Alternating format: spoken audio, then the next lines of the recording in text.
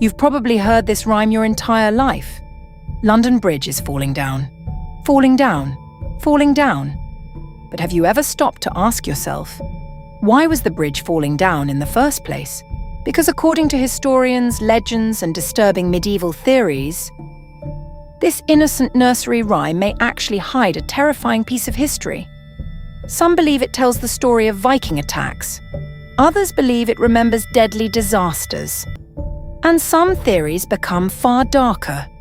To all our returning viewers, welcome back to Lore Cave. And if you're new here, this channel uncovers the hidden meanings, dark origins, forgotten myths, and disturbing truths buried inside the stories we grew up with. So, before we descend deeper into this mystery, subscribe and join us inside the cave. Because now, we uncover the terrifying truth behind one of the world's most famous nursery rhymes.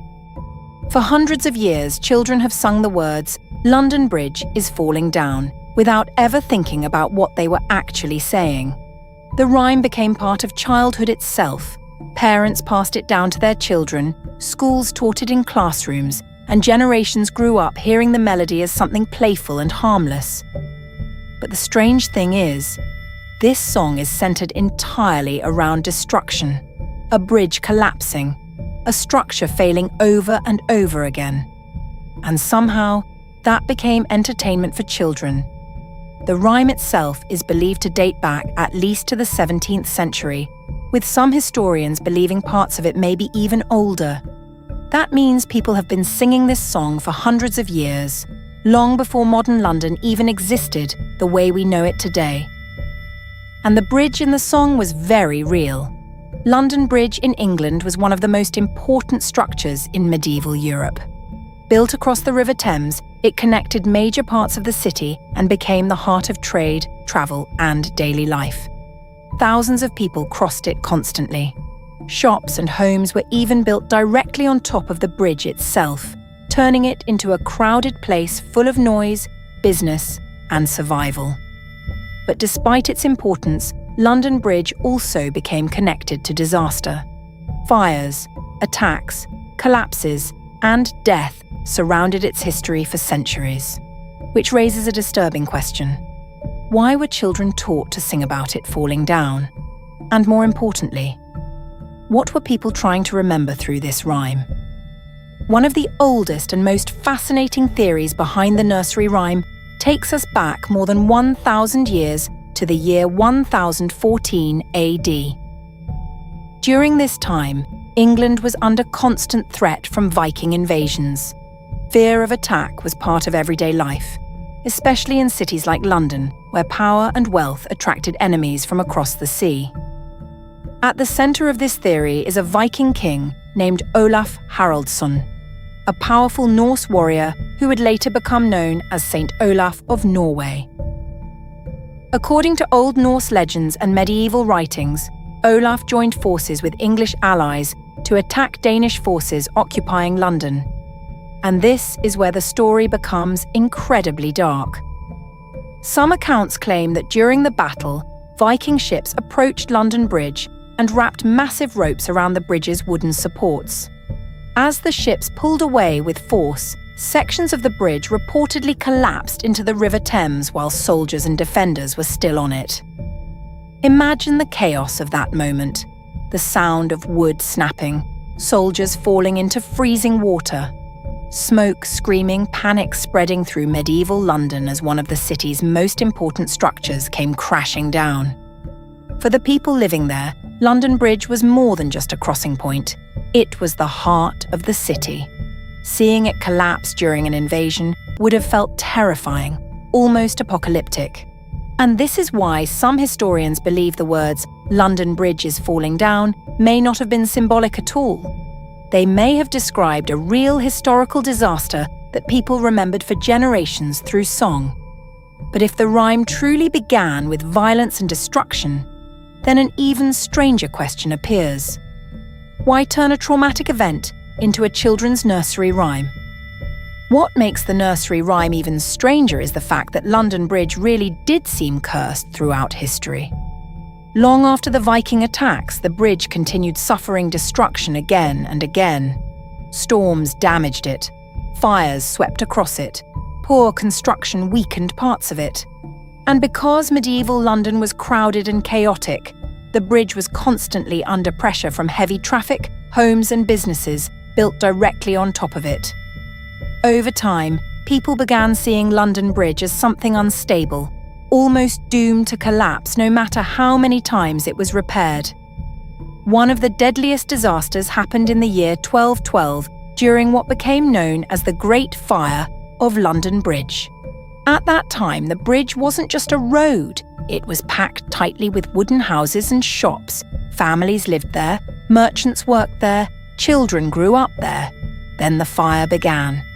Flames spread rapidly across the bridge from both sides, trapping people in the middle with nowhere to escape. Panic consumed the city as smoke filled the air and burning structures collapsed around screaming crowds. Some reports claim hundreds of people died, either burned alive or crushed while trying to flee. Imagine living in medieval London after witnessing disaster after disaster strike the same bridge for generations. At some point, people stopped seeing the collapses as accidents. Fear started turning into superstition. Many began believing something was deeply wrong with the bridge itself, almost as if London Bridge demanded something from the people trying to rebuild it. And that growing fear eventually gave rise to one of the darkest theories surrounding the nursery rhyme.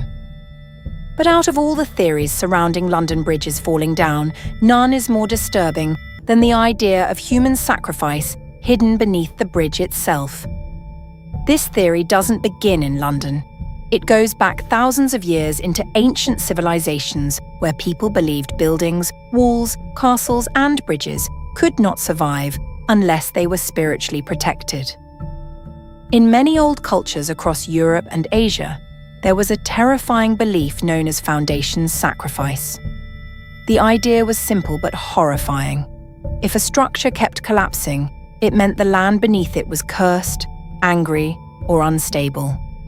And to calm whatever force was causing the destruction, a sacrifice had to be made.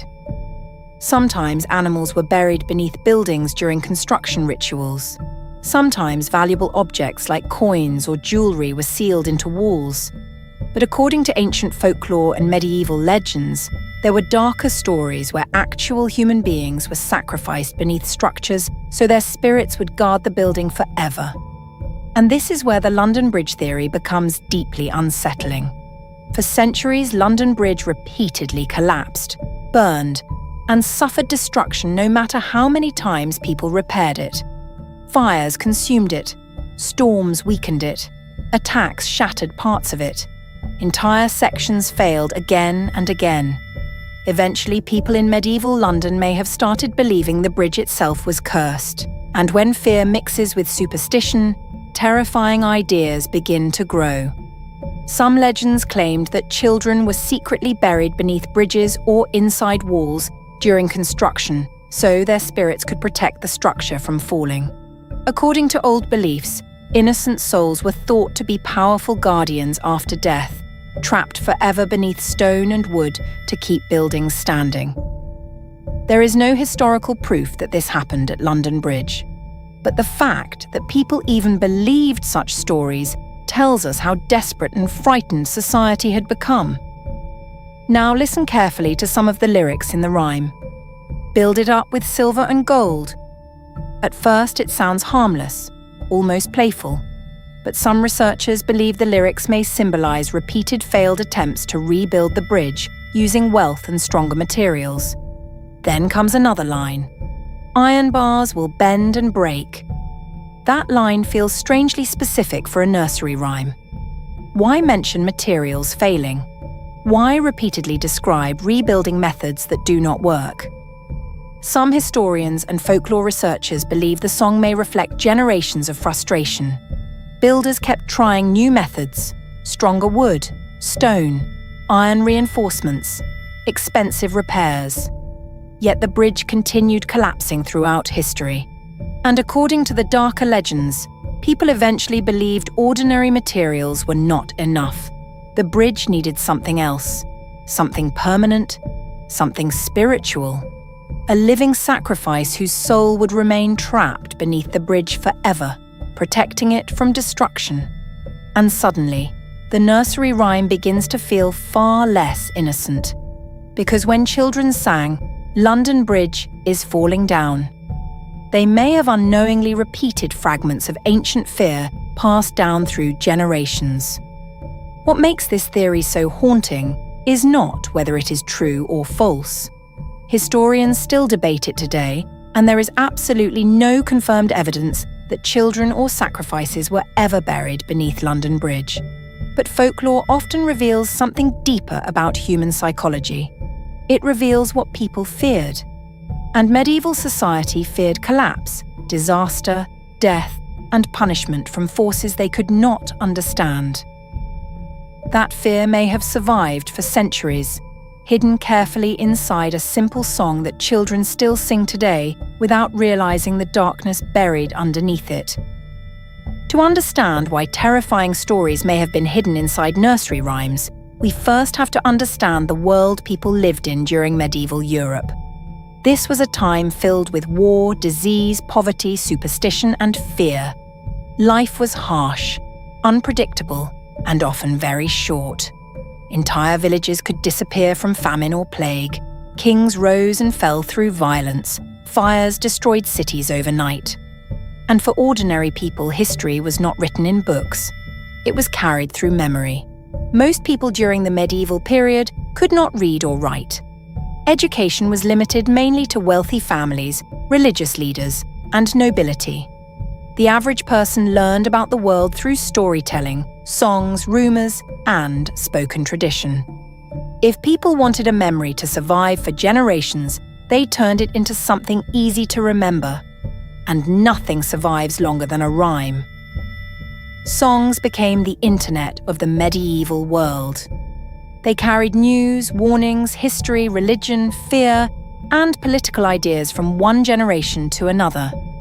A melody could travel across villages faster than written words ever could. Even children could memorize songs after hearing them only a few times. That made nursery rhymes incredibly powerful. But many of these rhymes were never truly meant for children.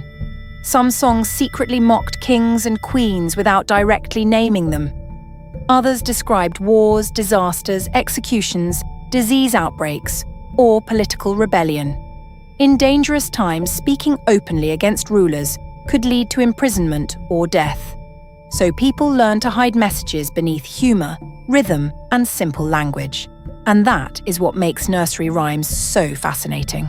On the surface, they sound innocent, playful, harmless. But underneath, some researchers believe they carried hidden layers of meaning adults understood while children simply repeated the words without question. In many ways, children's songs became the perfect hiding place for uncomfortable truths. Nobody would suspect a simple rhyme sung in the streets or playgrounds to contain echoes of real historical trauma.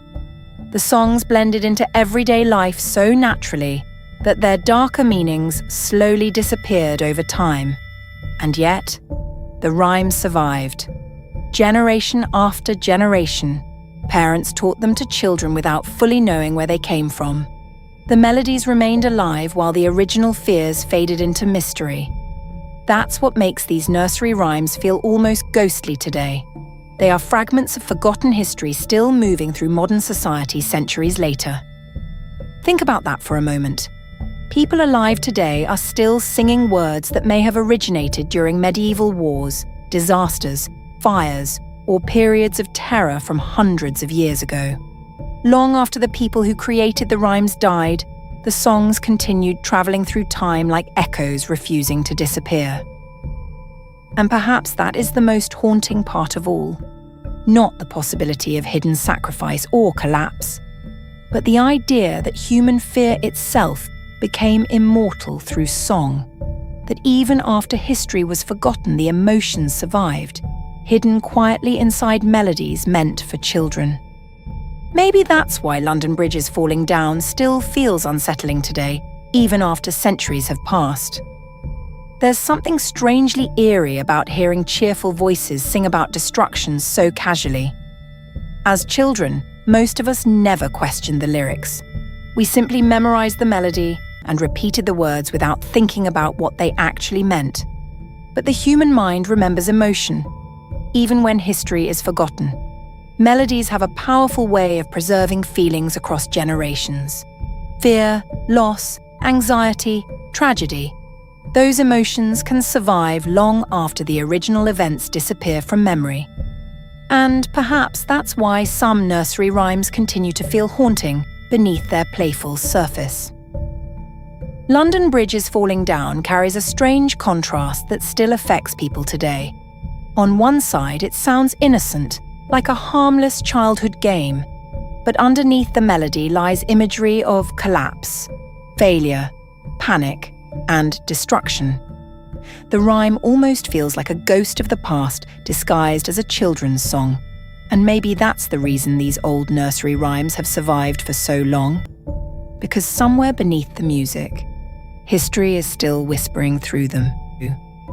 So, after everything we've uncovered, we're left with 3 chilling possibilities behind London Bridge is Falling Down. The rhyme may have preserved memories of the Viking attack led by Olaf Haraldsson in 1014, when parts of the bridge were allegedly destroyed during battle. It may have reflected the real historical disasters that repeatedly damaged London Bridge over centuries, including deadly fires, storms, and collapses that terrified the people of medieval London.